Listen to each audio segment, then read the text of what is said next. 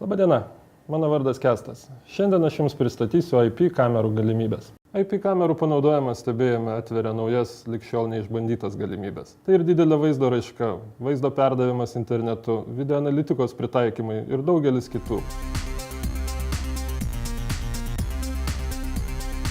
Vienas iš IP kamerų privalumų yra tas, kad Jūs galite matyti tiesioginį savo parduotuvės vaizdą iš bet kurio pasaulio krašto. Jums tai reikia prisijungti prie savo interneto naršyklės.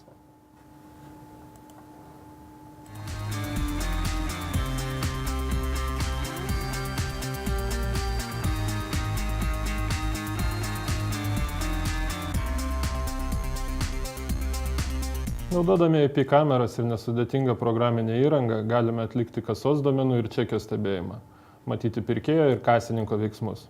Norimą vaizdą galima sustabdyti, grąžinti atgal, sulėtinti ir atspausdinti. Taip pat įmanoma greita vaizdo paieška pagal prekės ar operacijos pavadinimą. Dar viena IP kamerų pritaikymo sritis yra žmonių skaičiavimas. Tam tai reikia IP kameros ir specialios programinės įrangos. Analizuojant duomenis, galima išmatuoti parduotuvės vietos poveikį lankomumui, optimizuoti pardavėjų darbo laiką, įvertinti akcijų efektyvumą. Verta paminėti, kad IP kamerų diegimas tikrai paprastas.